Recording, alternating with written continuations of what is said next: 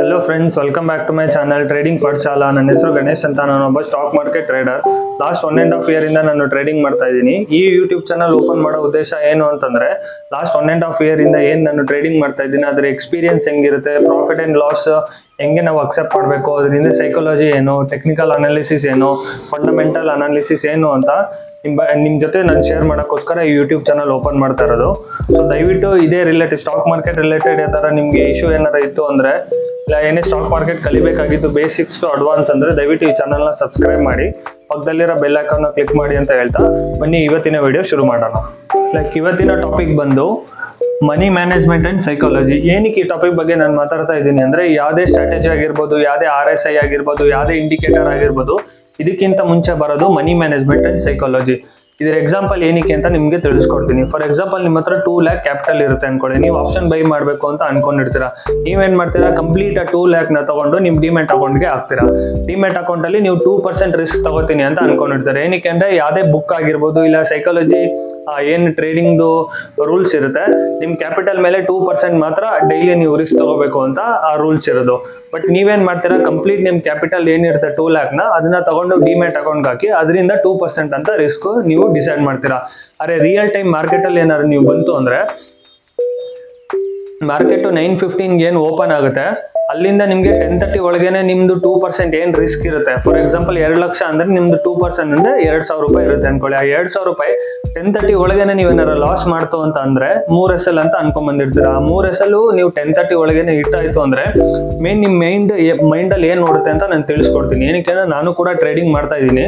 ಅದಕ್ಕೋಸ್ಕರನೇ ಇವೆಲ್ಲ ನಾನು ಕೂಡ ಬಂದಕ್ಕೋಸ್ಕರನೇ ಇವೆಲ್ಲ ನಾನು ಅನುಭವಿಸಿದೀನಿ. ಇವೆಲ್ಲ ನಾನು ಕೂಡ ಹೆಂಗೆ ಸೈಕಾಲಜಿ ವರ್ಕ್ ಆಗುತ್ತೆ, ಮ್ಯಾನೇಜ್ಮೆಂಟ್ ಹೆಂಗ್ ವರ್ಕ್ ಆಗುತ್ತೆ ಅಂತ ಅದನ್ನ ನಾನು ನೋಡಿದ್ದೀನಿ. ಅದಕ್ಕೋಸ್ಕರ ನಿಮ್ಗೆ ಹೇಳ್ತಾ ಇರೋದು. ಮೈಂಡ್ ಅಲ್ಲಿ ಏನ್ ಬರುತ್ತೆ ಅಂದ್ರೆ, ಫಸ್ಟ್ ಹಾಫ್ ಅಲ್ಲಿ ಮಾರ್ಕೆಟ್ ಮೂವ್ ಆಗದೆ ಇರ್ಬೋದು, ಸೆಕೆಂಡ್ ಹಾಫ್ ಅಲ್ಲಿ ಮಾರ್ಕೆಟ್ ಮೂವ್ ಆಗುತ್ತೆ ಅಂತ ನಿಮ್ಗೆ ತಲೆಯಲ್ಲಿ ಬರುತ್ತೆ. 12:30 ಆಗಿರ್ಬೋದು, 1:30 ಆದ್ಮೇಲೆ ಒಂದು ಒಳ್ಳೆ ಟ್ರೆಂಡ್ ಬರ್ಬೋದು. ಇಲ್ಲಾಂದ್ರೆ ಲೈಕ್ FI ಫಾರಿನ್ ಇನ್ಸ್ಟಿಟ್ಯೂಷನ್ ಆಗಿರ್ಬೋದು, DI ಆಗಿರ್ಬೋದು, ಸೆಕೆಂಡ್ ಹಾಫ್ ಅಲ್ಲಿ ಜಾಸ್ತಿ ಆಕ್ಟಿವೇಟ್ ಆಗ್ತಾರೆ ಅಂತ ಅನ್ಕೊಂಡು ನೀವು ಸೆಕೆಂಡ್ ಹಾಫ್ ಅಲ್ಲಿ ವಾಪಸ್ಸು ನೀವು ಟ್ರೇಡ್ ಮಾಡಕ್ ಬರ್ತೀರಾ. ಅದೇ ಕ್ಯಾಪಿಟಲ್ ಏನ್ ರಿಸ್ಕ್ ಅನ್ಕೊಂಡ್ ಬಂದಿರ್ತೀರೋ 2%, ಅದು ಆಲ್ರೆಡಿ ನಿಮ್ದು ಹೋಗಿರುತ್ತೆ. ಬಟ್ ನಿಮ್ ಮೈಂಡ್ ಏನ್ ಹೇಳ್ತಾ ಇರುತ್ತೆ ಹೇಳಿ, 1% ಇನ್ನೂ ಎಕ್ಸ್ಟ್ರಾ ತಗೋಬಹುದು, ಏನ್ ತೊಂದ್ರೆ ಇಲ್ಲ, ಏನ್ ಬೆಳಿಗ್ಗೆ ಲಾಸ್ ಆಗಿರುತ್ತೆ ಅದು ರಿಕವರಿ ಮಾಡ್ಬೋದು ನೀವು ಅಂದ್ಬಿಟ್ಟು ವಾಪಸ್ ಇನ್ನೊಂದ್ಸಲ 2:30 ಆದ್ಮೇಲೆ ಇಲ್ಲಾಂದ್ರೆ 1:30 ಆದ್ಮೇಲೆ ಟ್ರೇಡ್ ತಗೋತೀರಾ.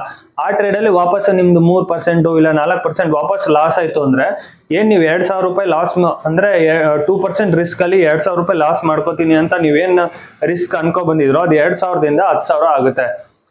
ಓಕೆನಾ? ಅಲ್ಲಿಂದ ಪ್ರಾಬ್ಲಮ್ ಏನಾಗುತ್ತೆ ಅಂದ್ರೆ, ಇದೇ ತರ ನೀವು ಕಂಟಿನ್ಯೂ ಮಾಡ್ತಾ ಹೋದ್ರೆ ನೆಕ್ಸ್ಟ್ ಇನ್ನೊಂದು 2 ತಿಂಗಳು 1 ತಿಂಗಳಲ್ಲಿ ಕಂಪ್ಲೀಟ್ ಏನ್ 2 lakhs ಬಂದಿರುತ್ತೆ ಅದು ಕಂಪ್ಲೀಟ್ ನೀವು ಲಾಸ್ ಮಾಡ್ಕೋತೀರಾ. ಸೊ ಅದಕ್ಕೋಸ್ಕರನೇ ಇದು ಮಾಡಬಾರ್ದು ಅಂತ ಇದನ್ನ ಮಾಡಬಾರ್ದು ಅಂತ ನಾನು ನಿಮ್ಗೆ ಒಂದು ಸೊಲ್ಯೂಷನ್ ತಿಳಿಸ್ಕೊಡ್ತೀನಿ. ಏನ್ ನಿಮ್ದು 2 lakh ಕ್ಯಾಪಿಟಲ್ ಇರುತ್ತೆ, ಇಲ್ಲ 1 lakh ಕ್ಯಾಪಿಟಲ್ ನೀವು ಅರೇಂಜ್ ಮಾಡಿರ್ತೀರಾ ಆಪ್ಷನ್ ಬೈಯಿಂಗ್ಗೋಸ್ಕರ, ದಯವಿಟ್ಟು ಫುಲ್ ಕ್ಯಾಪಿಟಲ್ ನ ಡಿಮ್ಯಾಟ್ ಅಕೌಂಟ್ಗೆ ಹಾಕಕ್ ಹೋಗ್ಬೇಡಿ. ಓಕೆನಾ? ಅದರಿಂದಾನೇ ನಿಮ್ಗೆ ಓವರ್ ಟ್ರೇಡಿಂಗ್ ಆಗೋದು, ಆ ಮನಿ ಮ್ಯಾನೇಜ್ಮೆಂಟ್ ಏನ್ ನೀವು ಅನ್ಕೊ ಬಂದಿರ್ತೀರೋ ಅದು ನಿಮ್ಗೆ ಫೇಲ್ ಆಗೋದು. ಸೊ ಅದಕ್ಕೋಸ್ಕರನೇ ದಯವಿಟ್ಟು ನಿಮ್ದೇನ್ 2 lakh ಇರುತ್ತೆ ಅದು ನೀವು ಬ್ಯಾಂಕ್ ಅಕೌಂಟ್ ಅಲ್ಲೇ ಇಟ್ಕೊಳ್ಳಿ, ಇದೇನು ತೊಂದರೆ ಇಲ್ಲ. ಅದ್ರಲ್ಲಿ ಬರೀ 50% ಅಂದ್ರೆ 50,000 ಮಾತ್ರ ನೀವು ಕ್ಯಾಪಿಟಲ್ ಡಿಮ್ಯಾಟ್ ಅಕೌಂಟ್ ಅಲ್ಲಿ ನೀವು ಟ್ರಾನ್ಸ್ಫರ್ ಮಾಡ್ಬೇಕಾಗುತ್ತೆ. ಏನಕ್ಕೆ ಅಂದ್ರೆ, ಯಾವಾಗ ನೀವು 3 SL ಇಟ್ಟಾಗುತ್ತೆ, ಇಲ್ಲಾಂದ್ರೆ ಏನ್ 2% ಕ್ಯಾಪಿಟಲ್ ನಿಮ್ದು ಇಟ್ಟಾಗುತ್ತೆ, ವಾಪಸ್ ನೆಕ್ಸ್ಟ್ ನೀವು ಓವರ್ ಟ್ರೇಡ್ ಮಾಡ್ಬೇಕಾದ್ರೆ ಬ್ಯಾಂಕ್ ಏನ್ ನಾವ್ದು ಬ್ರೋಕರೇಜ್ ಇರುತ್ತೆ ಅವರಿಂದ ನಿಮ್ಗೆ ಒಂದು ಮೆಸೇಜ್ ಬರುತ್ತೆ, you don't have a sufficient balance ಅಂತ ಬರುತ್ತೆ. ಅವಾಗ ನಿಮ್ದು ಏನ್ ರಿಸ್ಕ್ ಇರುತ್ತೆ ಅವಾಗ ನಿಮ್ಗೆ ತಲೆಯಲ್ಲಿ ಉಳಿಯುತ್ತೆ. ಸೊ ಅದಕ್ಕೋಸ್ಕರನೇ ಏನ್ ನಿಮ್ ಕ್ಯಾಪಿಟಲ್ ಇರುತ್ತೆ ಅದನ್ನ ಕಂಪ್ಲೀಟ್ ಡಿಪ್ಲಾಯ್ ಮಾಡಕ್ ಹೋಗ್ಬೇಡಿ. ಓನ್ಲಿ ನಿಮ್ದು 50% ಇಲ್ಲ ಅದರಲ್ಲಿ 25% ಇಲ್ಲ 50% ಮಾತ್ರ ನೀವು ಡಿಮ್ಯಾಟ್ ಅಕೌಂಟ್ ಅಲ್ಲಿ ಹಾಕೊಳ್ಳಿ, ಅಲ್ಲಿ ಅದರಿಂದ ಟ್ರೇಡ್ ಮಾಡಿ. ಇನ್ ಮಿಕ್ಕಿದ ಅಮೌಂಟ್ ನೀವು ಖಂಡಿತ ನಿಮ್ ಬ್ಯಾಂಕ್ ಅಕೌಂಟ್ ಅಲ್ಲಿ ಇಟ್ಕೋಬಹುದು. ಓಕೆನಾ? ಸೊ ಅದಕ್ಕೋಸ್ಕರನೇ ಇದರಿಂದ ನೀವು ಈ ತರ ಫಾಲೋ ಮಾಡ್ತು ಅಂದ್ರೆ ಮನಿ ಮ್ಯಾನೇಜ್ಮೆಂಟ್ ಕರೆಕ್ಟ್ ಆಗಿ ನಿಮ್ಗೆ ಫ್ಲೋ ಅಲ್ಲಿ ಹೋಗುತ್ತೆ. ಲೈಕ್ 2ನೇ ಪಾಯಿಂಟ್ ಬಂದು ಸೈಕಾಲಜಿ. ಓಕೆನಾ? ಸೈಕಾಲಜಿ ಹೆಂಗ್ ವರ್ಕ್ ಆಗುತ್ತೆ, ರಿಯಲ್ ಟೈಮ್ ಮಾರ್ಕೆಟ್ ಅಲ್ಲಿ ಹೆಂಗೆ ಸೈಕಾಲಜಿ ನಿಮ್ದು ಇಂಟ್ಯಾಕ್ಟ್ ಆಗಿರ್ಬೇಕು ಅಂತ ನಿಮ್ಗೆ ತಿಳಿಸ್ಕೊಡ್ತೀನಿ. ಫಾರ್ ಎಕ್ಸಾಂಪಲ್, ಇವುದು ವರ್ಸ್ಟ್ ಕೇಸ್ ಏರಿಯಾನೇ ತಗೊಳ್ಳೋಣ. ಓಕೆನಾ? ನಿಮ್ದು 3 SL ಇಟ್ಟಾಯ್ತು, ಇಲ್ಲಾಂದ್ರೆ 2 SL ಇಟ್ಟಾಯ್ತು ಅಂದ್ರೆ ಮೈಂಡ್ ನಿಮ್ಗೆ ವಾಪಸ್ ಹೇಳ್ತಾ ಇರುತ್ತೆ, ಇನ್ನೊಂದು ಟ್ರೇಡ್ ಸಿಗುತ್ತೆ ನಿನ್ಗೆ, ವೆಯ್ಟ್ ಮಾಡು, ಇನ್ನು 3:30 ತನಕ ಟೈಮ್ ಇರುತ್ತೆ.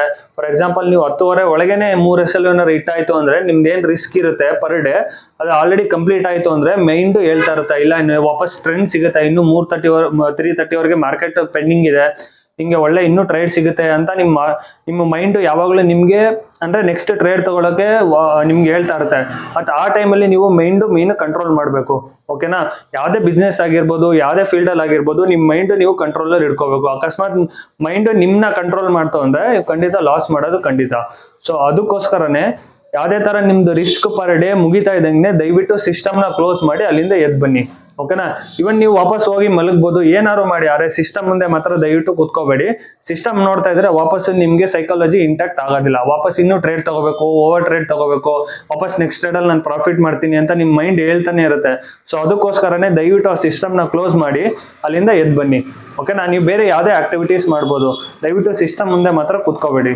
ಈ ವಿಡಿಯೋದು ಕನ್ಕ್ಲೂಷನ್ ಬಗ್ಗೆ ಮಾತಾಡೋದಾದ್ರೆ, ನೀವು ತುಂಬಾ ಕಡೆ ಕೇಳಿರ್ಬೋದು, ಸೆಬಿ ಹೇಳಿದರೆ 100% ಅಲ್ಲಿ 95% ಜನ ಸ್ಟಾಕ್ ಮಾರ್ಕೆಟ್ ಅಲ್ಲಿ ಲಾಸ್ ಮಾಡ್ತಾರೆ, ಓನ್ಲಿ 5% ಮಾತ್ರ ಲೈಕ್ ಒಳ್ಳೇದು ಪ್ರಾಫಿಟ್ ಮಾಡ್ತಾರೆ, ಇಲ್ಲ ಸಕ್ಸಸ್ಫುಲ್ ಆಗ್ತಾರೆ ಅಂತ. ಆ 5% ಕ್ಯಾಟಗರಿಲಿ ಏನಾದ್ರು ಬರಬೇಕು ಅಂದ್ರೆ ಮೇನ್ ಮನಿ ಮ್ಯಾನೇಜ್ಮೆಂಟ್ ಮತ್ತೆ ಸೈಕಾಲಜಿ ತುಂಬಾ ಇಂಪಾರ್ಟೆಂಟ್. ಓಕೆ, ಅದಕ್ಕೋಸ್ಕರನೇ ಇವತ್ತು ಈ ಟಾಪಿಕ್ ಬಗ್ಗೆ ನಾನು ಡಿಸ್ಕಸ್ ಮಾಡಿದ್ದು. ಅದು ನೆಕ್ಸ್ಟ್ ಬೇರೆ ಬರುತ್ತೆ, ಸ್ಟ್ರಾಟಜಿ ಆಗಿರ್ಬೋದು, RSI ಆಗಿರ್ಬೋದು, ಇಂಡಿಕೇಟರ್, ಅದು ಸೆಕೆಂಡ್ರಿ. ಮೇನ್ ನಿಮ್ಮ ಹತ್ರ ದುಡ್ಡಿದ್ರೆ ತಾನೇ ನೀವು ಅವೆಲ್ಲ ಸ್ಟ್ರಾಟಜಿ ಎಲ್ಲ ಯೂಸ್ ಮಾಡೋಕ್ಕಾಗುತ್ತೆ. ದುಡ್ಡೇ ಇಲ್ಲ ಅಂದ್ರೆ ಯಾವುದೇ ತರ ನಿಮ್ಗೆ ಸ್ಟ್ರಾಟಜಿ ವರ್ಕ್ ಆಗೋದಿಲ್ಲ, ನೀವು ಮಾರ್ಕೆಟ್ ಅಲ್ಲಿ ಕೂಡ ಸಸ್ಟೈನ್ ಆಗೋದಿಲ್ಲ. ಓಕೆನಾ, ಯಾವಾಗಲೂ ಅದಕ್ಕೋಸ್ಕರ ಲಾಂಗ್ ಟರ್ಮ್ ಅಲ್ಲಿ ನೀವು ಥಿಂಕ್ ಮಾಡಬೇಕು. ಲಾಂಗ್ ಟರ್ಮ್ ಅಲ್ಲಿ ನೀವು ಮಾರ್ಕೆಟ್ ಅಲ್ಲಿ ಸಸ್ಟೈನ್ ಆಯ್ತು ಅಂದ್ರೆ ಖಂಡಿತ ನೀವು ಒಳ್ಳೆ ಪ್ರಾಫಿಟ್ ಮಾಡ್ಬೋದು. ಓಕೆನಾ, ಐ ಹೋಪ್ ಈ ವಿಡಿಯೋ ನಿಮಗೆ ಇಷ್ಟ ಆಗಿದೆ ಅಂತ ಅನ್ಕೊಂಡಿದ್ದೀನಿ. ಈ ವಿಡಿಯೋ ಏನಾದ್ರು ಇಷ್ಟ ಆಯ್ತು ಅಂದ್ರೆ ದಯವಿಟ್ಟು ಈ ಚಾನಲ್ನ ಸಬ್ಸ್ಕ್ರೈಬ್ ಮಾಡಿ, ಕೆಳಗಡೆ ಲೈಕ್ ಬಟನ್ ಇದೆ, ಈ ವಿಡಿಯೋ ಇಷ್ಟ ಆಯ್ತು ಅಂದ್ರೆ ದಯವಿಟ್ಟು ಲೈಕ್ ಮಾಡಿ ಅಂತ ಹೇಳ್ತಾ ಹ್ಯಾಪಿ ಟ್ರೇಡಿಂಗ್.